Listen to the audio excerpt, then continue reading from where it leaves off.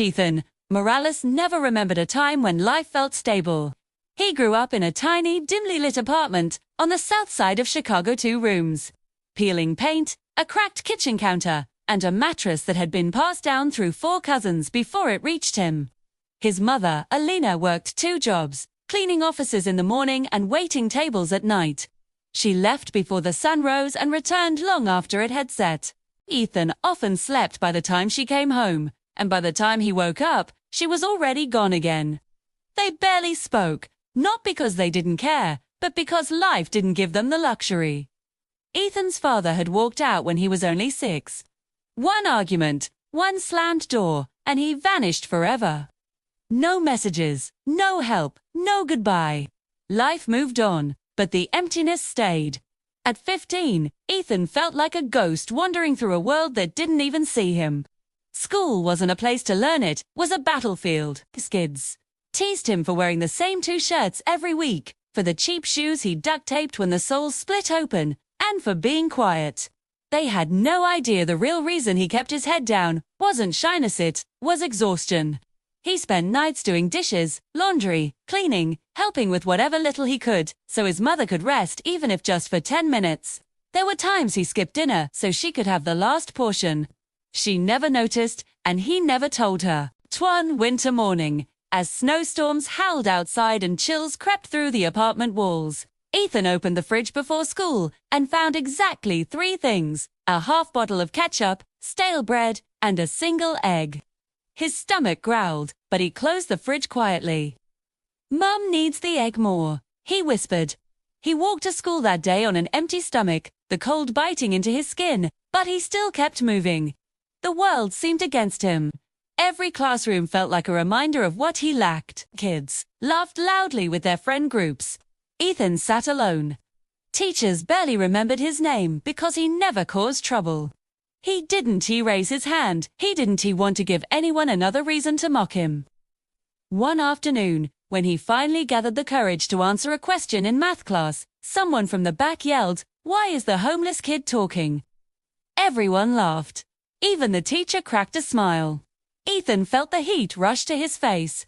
He wanted to disappear. At lunch, he sat at a corner table, eating nothing, pretending he wasn't hungry.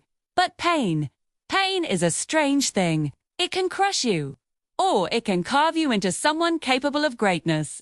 At this point in his life, Ethan didn't know which one it would be. The breaking point, the night everything changed, wasn't loud or dramatic. It wasn't a big disaster or a moment of anger. It was something much quieter. His mother came home late, her uniform sleeves rolled up, her hands cracked and red from cleaning products. She tried to smile, but Ethan saw the exhaustion beneath it.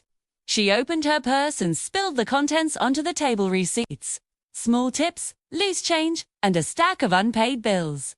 Her hands trembled. She stared at them, her eyes filling with tears. She tried to blink away. "I'm sorry, Ethan," she whispered. "I'm trying, but it's getting harder." Ethan froze. He had seen her tired, he'd seen her stressed, but he had never seen her break. And watching her cry did something inside him, something powerful, something irreversible. He realized something that hit him like a punch to the chest. He wasn't the only one struggling. He wasn't the only one hurting. But he was the only one who could change things. He felt radiant at his mother, not at the world, but at his own helplessness. He wiped her tears and said something he had never said before. "Mum, I promise I'll fix this. I don't know how, but I will." That night, lying on his thin mattress, Ethan stared at the ceiling and made the strongest decision of his life. "I'm done feeling sorry for myself. I'm done waiting for things to change. I will turn this pain into power." That was the moment he stopped being the broken kid that life pushed round. That was the moment Ethan began to rise. His first step was a conscious choice. He woke at 5 a.m. the next morning. Not because he had to, because he wanted to. Start watching free online tutorials on editing, graphic design, copywriting, anything he could learn without spending a penny. At school, while others cracked jokes or scrolled through social media, Ethan trained his mind. He took notes. He read books. He studied ideas that no one else his age cared about. personal growth, skills development, online freelancing, financial literacy, and entrepreneurship. People laughed. Bro, you're not going to be a businessman, you're successful. Good joke. You're wasting your time, dude. Every insult became fuel. Every smirk strengthened his focus. Every laugh made his commitment deeper. Pain had become his energy. The climb began.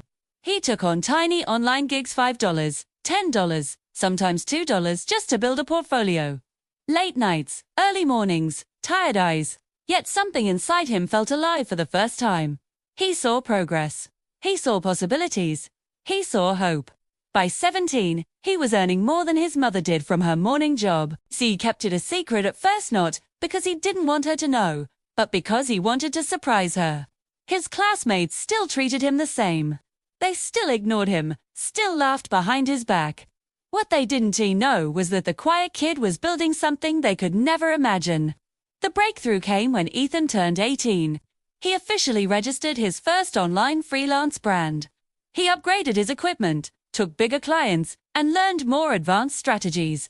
His dedication was endless. While other kids his age partied, Ethan worked. While they slept, Ethan built. While they wasted time, Ethan invested it like gold. Every hour of effort added bricks to the foundation of his future. By 20, he had a team.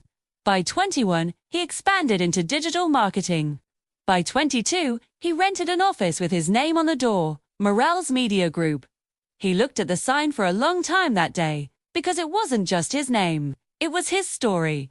The full circle moment was something he'd been planning for years. One evening, Ethan invited his mother to his office.